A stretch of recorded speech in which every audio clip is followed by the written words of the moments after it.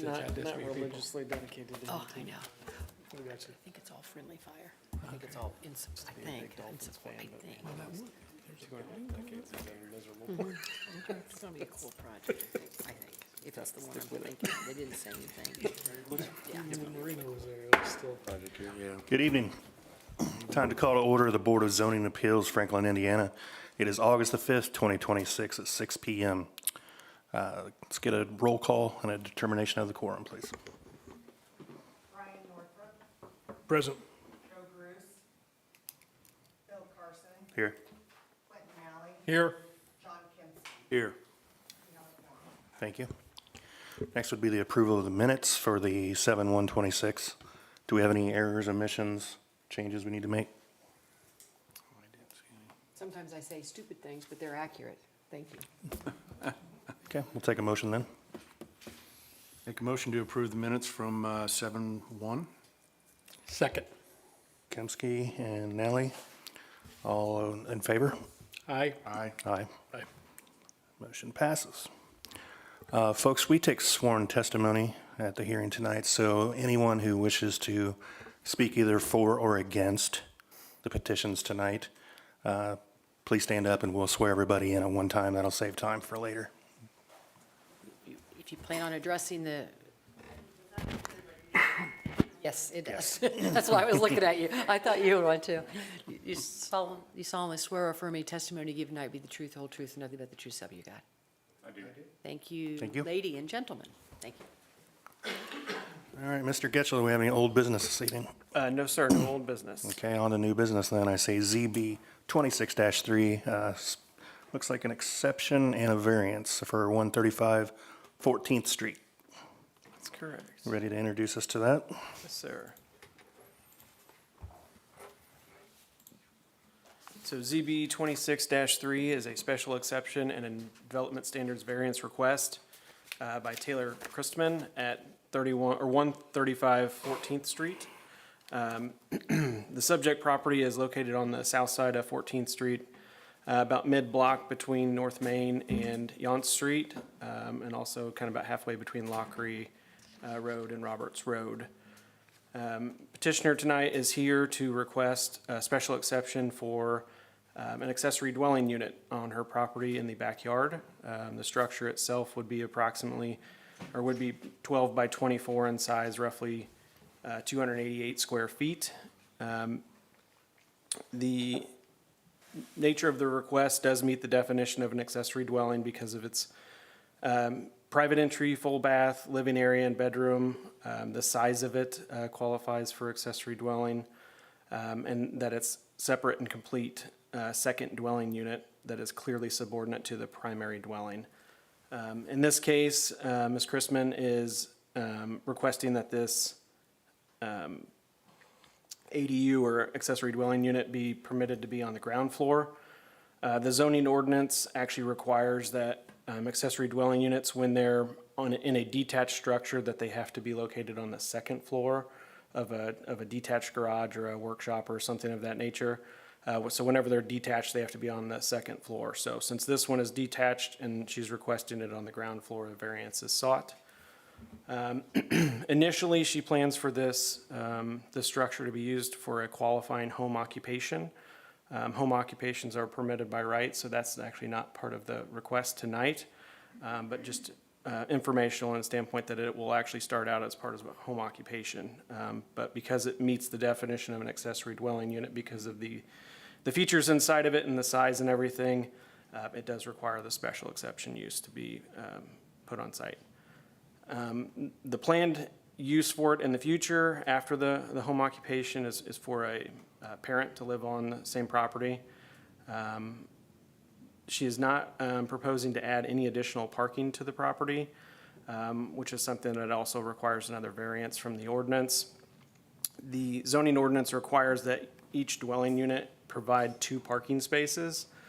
So in this case, 2 parking spaces actually already exist on the site that are qualifying parking spaces, and she's not proposing any additional ones. The property is zoned RSN, which is Residential Suburban Neighborhood, and our brand-new comprehensive plan that was just adopted a month ago calls for this area to be for residential uses. The actual specific requests tonight before you are threefold. The first is the special exception use to allow an accessory dwelling use in the RSN zoning district, and then 2 developmental standards variances to allow the accessory dwelling unit on the ground floor of a detached accessory structure, and then to not be required to provide any additional parking for the ADU or specific for the ADU. Petitioners provided some exhibits for you to review. These are available through the online agenda as well for you to review on the iPads, to look a little bit closer if you need to. As mentioned earlier, the structure would be in the backyard behind the house, 12 by 24 in size, meeting setbacks and all of that. Because of the plumbing in the structure, would also require new supply line out to the structure for water, and then also for sanitary sewer hookup to the existing lateral for the property, as well as electrical to go out to the property. Just a quick floor plan here, or layout plan showing kind of the idea or the proposed layout of the structure. Would have a main room, a lounge area. There would be a bathroom, pretty small and simple. Nothing too extravagant about it. But again, due to the nature of what's included in it, it does qualify as an accessory dwelling unit. Petitioner's also provided a statement of intent that outlines her proposal, as well as she has gone through all the decision criteria for both the special exception and the development standards variances, and addressed each one of those in her statement of intent. So that's available for review as well. Otherwise, this request is ready to be heard by the board. I've got the decision criteria that we can have up on the screen to reference if need be. Thank you, Alex. Who speaks for 135 14th Street? Come forward, please. Ms. Crispin, thank you for providing the statement of intent that addresses the statutory criteria. Very good. We ask everybody to do that, and they rarely don't. Rarely do they do it, so I'm thank you. But you- detail-oriented. Yeah, that's very good. But you may want to just go over it generally, because as you know, in order for the board to consider the requests, they have to be able to say that they have determined those statutory criteria, but no. Sure. So, So if you could just sign in, tell us your name, and the floor is yours.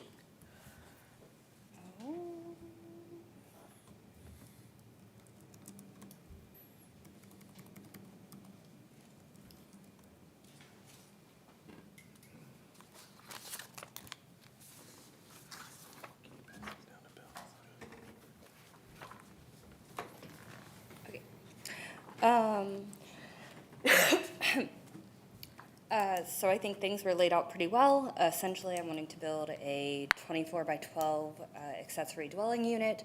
I am a massage therapist and a yoga instructor. I'm transitioning to more online meditations, teaching, coaching, that kind of thing. So it'll be kind of like a recording studio and a virtual office for me for the time being. And then my father likely has CTE and is in some mental decline, so in the next probably 5 years, it'll transition to elder care for him. And go through each of the, generally speaking, you don't have to read it verbatim. Okay, They great. have it, but if you have an idea on why you think they meet the criteria. Thank you. I'm sorry, can we have you just raise the mic a little bit? yeah, Thank you. better? Yeah. Okay, should be great.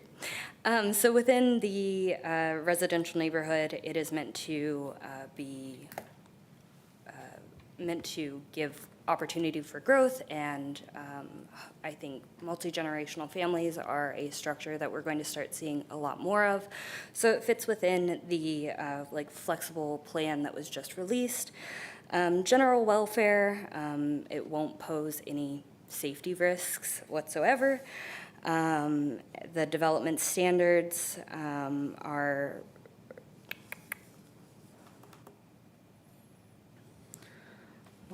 the development standards right now, as stands, are a little strict for what I want to build, so that is why I'm requesting the exceptions. Within the ordinance intent, there will not be anything contrary to the general intent, and it's consistent with the comprehensive plan. Again, with the detached ground level, this will make it actually a lot safer for my father as he ages, so that is why we made the decision to request to be on the ground floor. And neighboring properties also have these large shed-like structures. Many of them do have electric and those kinds of things to them, so it again is consistent and will not be adverse to the adjacent properties. Strict application of the ordinance would create a practical difficulty for aging parent, again, with that ground floor requirement or non-requirement. And then lastly, with the parking, my husband works from home. We share one car. There's no real additional need for more parking in the area. So I think I covered the majority of it. We will incorporate your written findings again. Thank you for taking the time to do it as part of your presentation. Okay, thank you.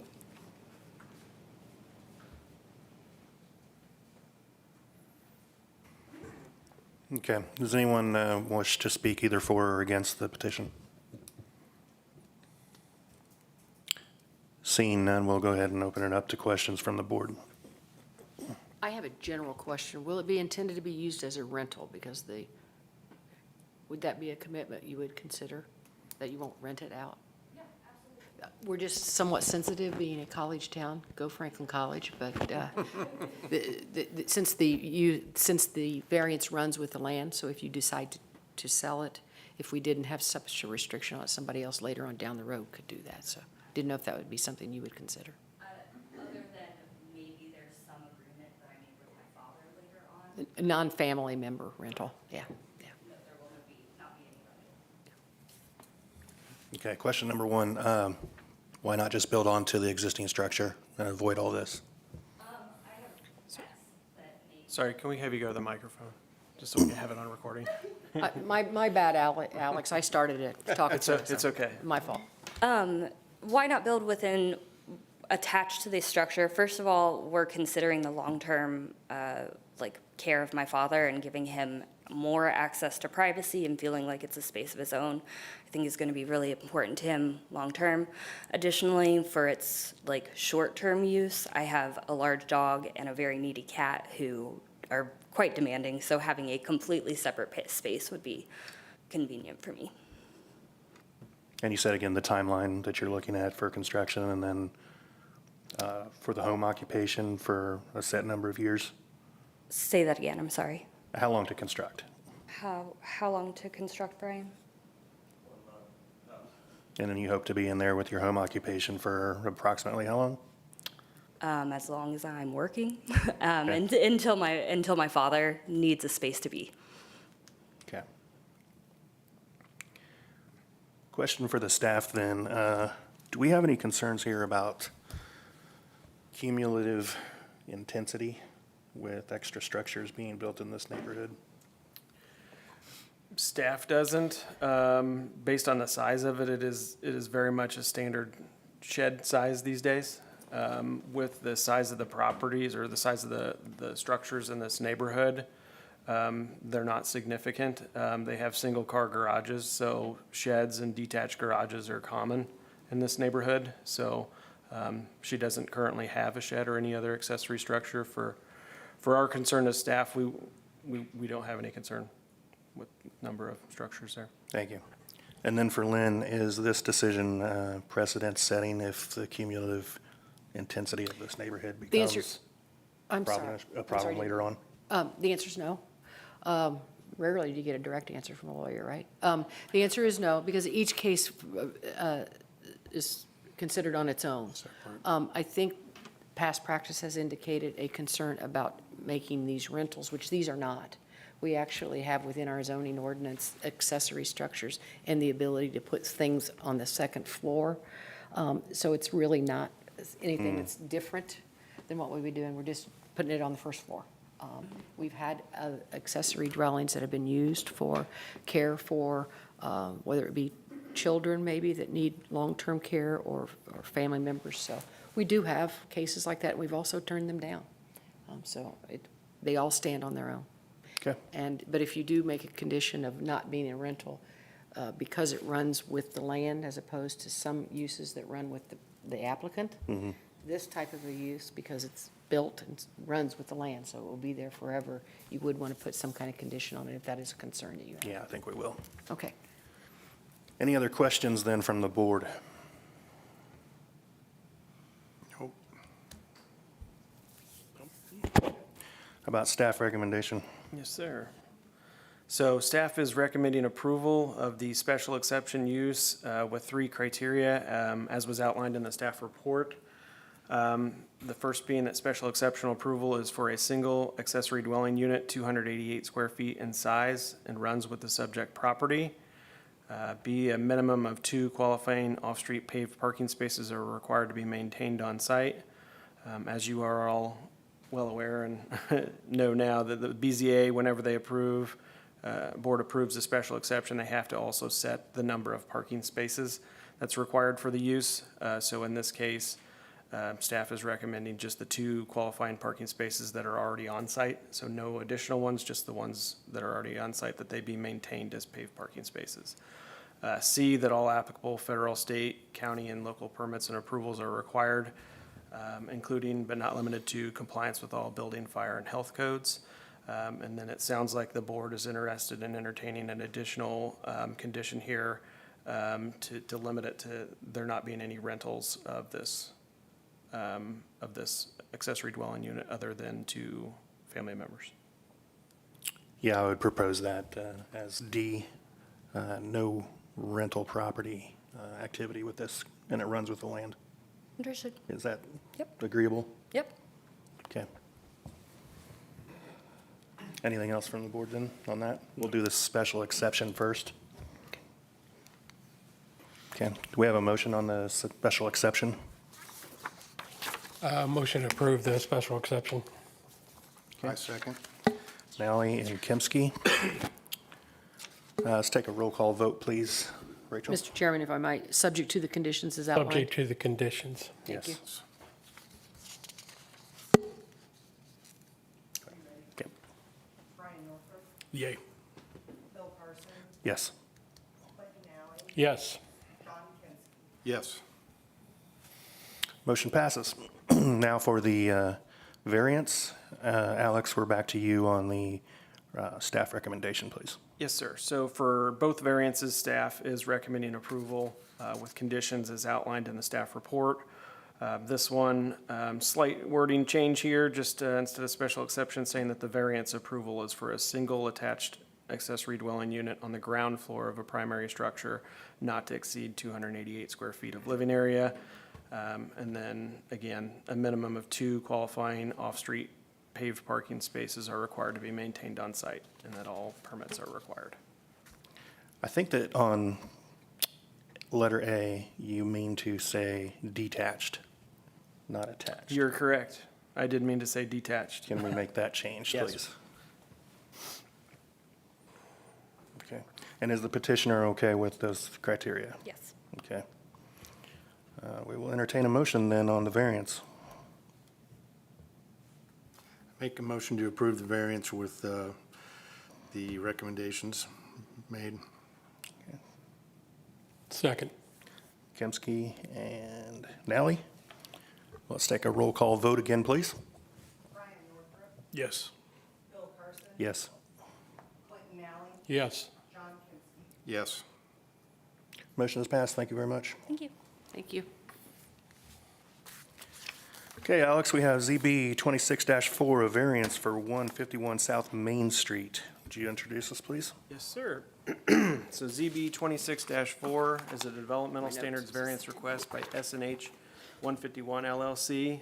This is for the property at 151 South Main Street, just out the doors here, about a block south of here.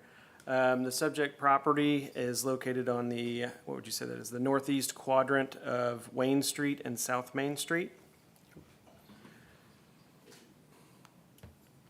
The specific portion of the property we're going to be talking tonight about tonight is kind of the north half or north 2/3 of that property, proposed building to be located on that site. Petitioners are proposing for a mixed-use corporate headquarters and hospitality space. The structure itself will be primarily 3 stories with a rooftop penthouse area and an outdoor space on the rooftop. The ordinance sets the maximum building height in the MXD Downtown Center zoning district at 48 feet. Petitioners are requesting up to 54 feet in height. The ordinance does also grant exemptions to the maximum height for necessary appurtenances, and those are allowed to be 10 feet taller than the maximum building height, so up to 58 feet. So necessary appurtenances would be things like your elevator bulkhead, your stair towers, chimneys, different things that are necessary for a structure. And they're permitted up to 10 feet higher than the rest of the building. So the primary structure, primary 3-story building has a roof height at 40 feet, or that's what's being proposed, plus the additional parapet height. Altogether, that main portion of the building is still less than the 48 feet in height. So the only portion that's being requested for variance is the actual penthouse part structure on the top. That rooftop penthouse is actually set back from the building's edges, and it's considerably smaller in area than the rest of the building. Again, the property is zoned MXD for mixed-use downtown center, and our comprehensive plan calls for this to be a downtown uses and development. The specific request tonight is for a developmental standards variance request to allow the maximum height of a primary structure to be 54 feet in the MXD zoning district, where 48 feet is required. Petitioner has provided some exhibits of the proposed building to reference here. These are also available on the agenda. I just wanted to provide them here if we needed to go over anything as we go through discussion and petitioner makes their request, showing it from multiple different sides. Provided here is the layout of the actual rooftop of the building and the penthouse area.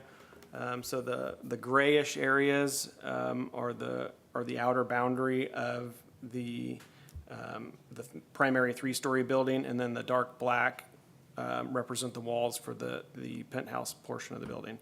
And you can kind of reference there and see the size difference there, and that it is set back from the edge of the building. Some elevations here just to show. So in this case, they do have an elevator shaft that they're proposing for the building that would be up to that 58 feet in height. I'm not sure if my cursor is going to show up on here. It does. So this highest point up here on the building is actually the elevator shaft, or the elevator bulkhead. And that is permitted up to that height. That's up to 58 feet. And then the remaining black portion up here is up to the 54 feet in height, with the rest of the structure being below 48. Another elevation. Petitioner did also submit their responses to the decision criteria, and that's available for review as well on the agenda. Otherwise, this request is ready to be heard. All right, thank you very much. Who speaks for 151 South Main Street, please?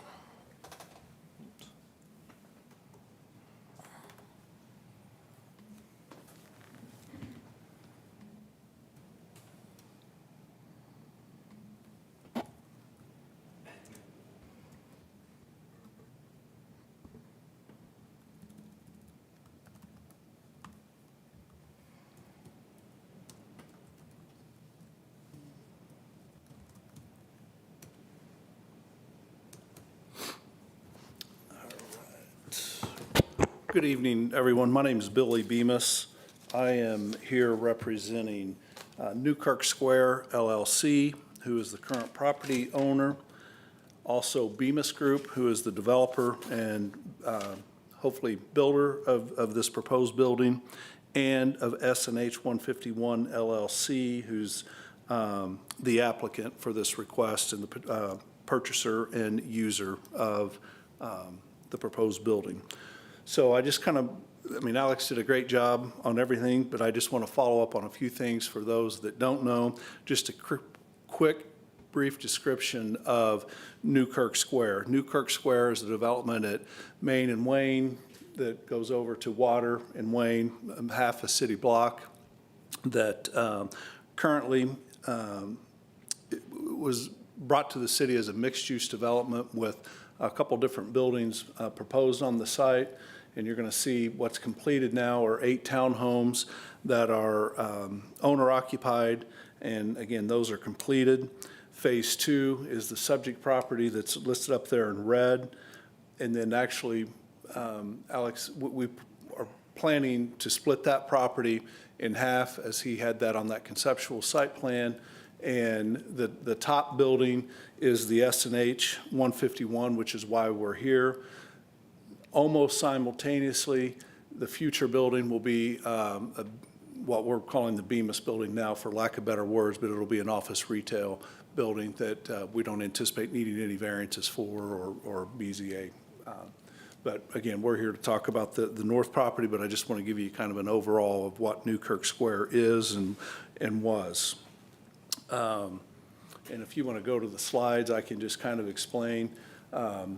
That is on Main Street. That entrance is facing west, which will be out the door towards the amphitheater, if you will.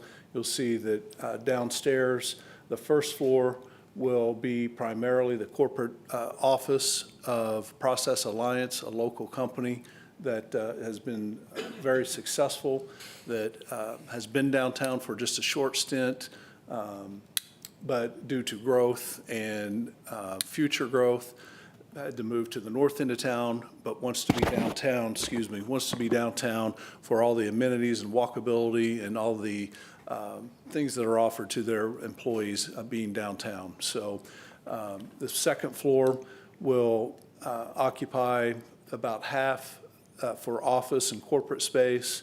And then the proposed, or not the proposed, but the hospitality aspect of this project is a 22-room boutique hotel that will be, if you'll go to the next slide, please, Alex, the next one, that is, there's a 15-foot pedestrian walkway between this building and then to the south to that proposed Bemis building that we looked at a moment ago. There's a 15-foot pedestrian walkway, and where that door is in that white circle, that will be the entrance to the boutique hotel. It will be something that will be fantastic for Franklin, for downtown especially. It is more of a touchless system where there's another word I'm looking for, and I just drew a blank on what it is, but I'll come back to that. But then they access that, the elevator shaft and such, and then the hotel rooms are on the eastern part of the second floor, all of the third floor, and then with some roof availability to the boutique hotel rooms as well. So I want to give you that scope. And then I can find my page here. I want to go through just a couple things and just point out, because this is new, the 2026 Franklin Comprehensive Plan, Use and Development. This area identifies this area as downtown. Downtown land use should be reinforce its role as a unique focal point and gathering place for the Franklin community. Downtown Franklin should serve as the city as a dynamic activity center that includes retailers, professional offices, upper story residences, civic groups, government facilities, restaurants, bars, service providers. And I'll also note that it says in here that auto and truck-oriented uses and vehicle repair and all that are no longer allowed, and this will sit on an area where we actually removed after Mr. Newkirk, who had Newkirk Service Station for many years and wineries before that. So we're meeting that, we think, all of those guidelines. It also says design features in the downtown area should be consistent with the historically significant character and architecture present in the area. The downtown must remain walkable, with new construction being consistent in scale and setback as the area's current character, and we think we meet that. Economic development, the strength is the region's premier destination for arts, culture, retail, and community life. This requires a deliberate balance of preservation, placemaking, and strategic investment. The historic character, walkable scale, concentration of civic and cultural assets provide a strong foundation, but continued success depends on reinforcing these qualities in ways that both support residents and visitors to the community. And this certainly will do that. So now I'd like just to address the developmental standards for your decision tonight.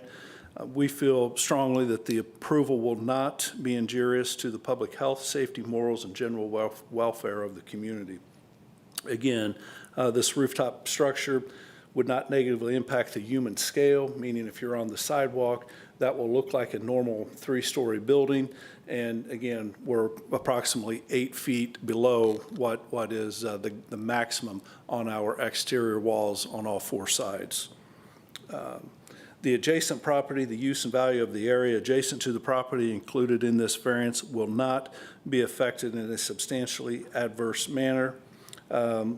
Already, the subject property is located in an area of downtown with a few recent 3-story development.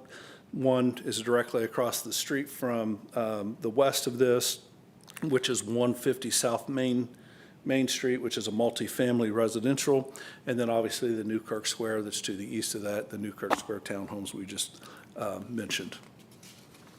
Lastly, practical difficulty. The strict application of the terms of the ordinance will result in a practical difficulty of this property. The strict application of the ordinance will result in the top of the roof of the proposed 3-story, again, is at 40 feet. The rooftop footprint is significantly smaller than the exterior of the building and would be set back from those outside walls. So there's going to be space. You're only going to be able to see that part of that structure if you're, I don't know what the exact distance is, but you're away from the building, that half a block or further before you might even see the rooftop. And again, and we're asking for a max of 6 feet. Right now, the architects are still designing, and our hope is that it's going to be a little bit shorter than that, but we didn't want to have to come back in here later. We know we can meet the 54 per their works thus far, but we just thought, well, we'd go to the max today. So I would also say that, and Alex will cover this, that the staff has recommended approval of this petition, and so we ask that this BZA board also approve the request. We appreciate your time. Thank you. Open to any questions. Thank you, sir. Would anyone else like to speak either for or against the petition tonight? Mr. Bemis, just a shortcut, you've seen the staff's recommendations and the conditions are acceptable to you? Mm-hmm. They're consistent with your presentation? Yeah, would you just maybe mention those so? Yeah. Yeah, we will. Alex will read them, but Okay. stand up if you have any problem, but I got a feeling they're consistent with what you just said. Okay, seeing no one else, I'll take questions and comments from the board. I just have one question. So what, the rooftop is just, I mean, it's not going to be a bar or anything, it's just going to be where the guests from the hotel can go up and sit in chairs and for do the whatever? corporate client, for the use of their employees or small gatherings or gathering Yeah, space. okay. But did I answer that correctly? Well, we'll need you to talk at the mic if you would, please, sir. Yeah. Sure. Yeah, so that we can record it. And I would just remind you, they comply with the ordinance in every way except the height. Yeah. So that's No, yeah, really- yeah. No, yeah. I was just So that's really just the curious only- what, Yeah. you know, Because we did amend our ordinance some years ago anticipating downtown, hoping for Right. downtown development.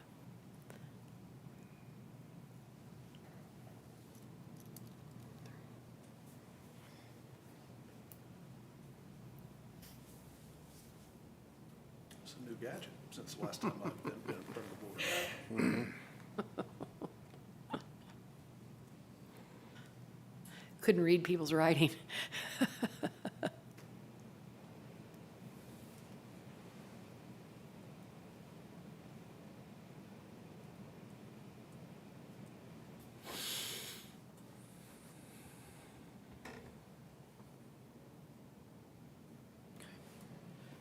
My name's Darren Thompson, representing SNH 151 and the president and owner of Process Alliance, which is a consulting firm located here in the city.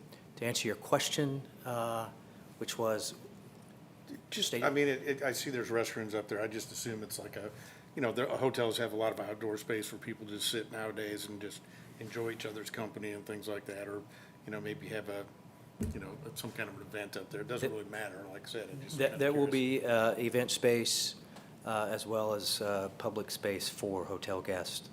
And the event space that's private, the uses have not been completely determined. Sure. Okay. Thank you. It won't be a retail bar, though, I don't think, Billy. I'm sorry, please? It won't be a retail bar. Undetermined, so I don't want to say no, but Would that be permissible? yeah. Okay. Okay. Very good. Thank you. Okay. Another curious question. How many motel rooms are there going to be? Approximately 20 to 22. The Oh, current wow. plan says 22. Not sure that we'll get that. That'll be the max, so we won't get any more than that. Well, I think the design of it really fits in well with the Yeah, downtown It's beautiful. Yep. area. It's a beautiful design.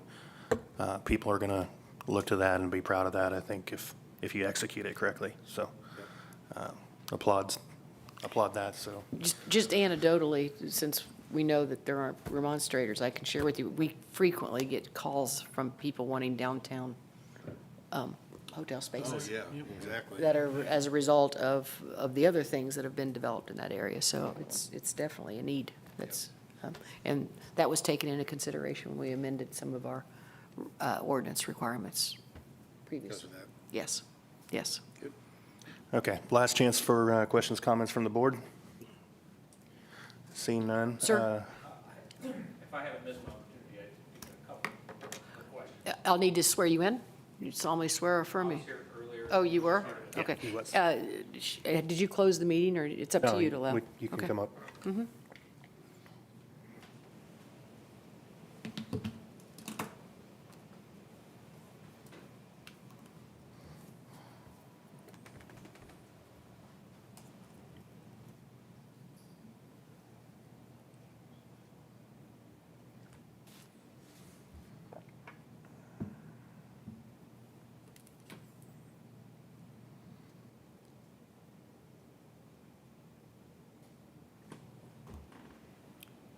Yes, my name is Christopher Eaton. I live at 198 South Main Street, so I'm just adjacent to the property over here. Do want to say I am excited to see something actually go up in the parking lot that's across from us. So, and the rendering looks fantastic. So I applaud you all for that. My only concern, I guess, with this is with the additional height. What kind of shadows is this going to be casting further across onto our lot? Knowing how the sun goes across, I know that this is additional. How is this going to affect our area across through there? Has any studies been done on that or thought? We certainly would not do studies. The 6 feet would be the only thing that's not permitted if it's up to 6 feet. And I think the testimony, I'll let you answer the question, but that's included in your footprint. So you could actually go higher on the building itself, could you not? On the exterior. Yeah, building, on the we could go exterior. 8 more feet.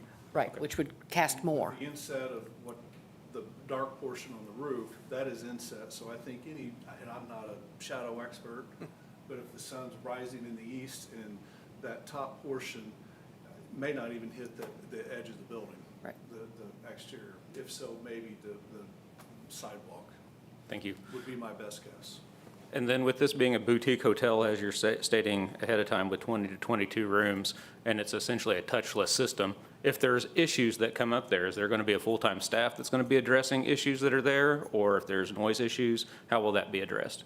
Again, I would just indicate the only thing that they need requirements from us is the height. This is already permitted use and that kind of thing, but certainly as a good neighbor, if you wish to answer that, you can. Thank you. I just know the business that Process Alliance currently is, that they're going to take all protocol and parameters in place and have a system to make sure that the guests have an enjoyable and safe stay. So I know that I don't know how exactly that'll be addressed because I'm not involved in that actual business. I'm in the development and building of the building itself. But I know they have a task force team or a group that is working on that particular business aspect, and will have certainly addressed that before they would open. Thank you. Thank you. Over to Alex then. Let's have a staff recommendation now, please. Yes, sir. So staff is recommending approval of the development standards variance request as outlined in the staff report with two conditions. The first being that all portions of the rooftop penthouse structure that exceed the 48 feet in height, that it must not cumulatively, if I could say the word, exceed 40% of the square footage of the third floor rooftop area, and must be set back from the outer wall's outermost plane by a minimum of 5 feet. And then B, that all applicable local permits, approvals are required, including but not limited to site development plan review and approval and improvement location permits or building permits. And for the record, the petitioner has agreed with the conditions. Let the record reflect, Mr. Bemis indicated yes. Okay, we'll entertain a motion then. Motion to approve ZB 26-4 with the staff's recommendations. I second. Okay, Rachel, can we get a roll call vote, please? Brian Northrop, Yes. Bill Carson, Yes. Clinton Nowling, Yes. John Kinsey. Yes. Motion passes. Thank you. I can say for the downtown restaurant people, they're glad to have your pro-alliance people still walking around town eating. I'm glad you're staying downtown. Alex, do we have any other business this evening? No, sir, no other business. Okay, with that, we will entertain a motion to adjourn. I make a motion to adjourn. Second. All in favor? Aye. All opposed, stay. Jim Martin.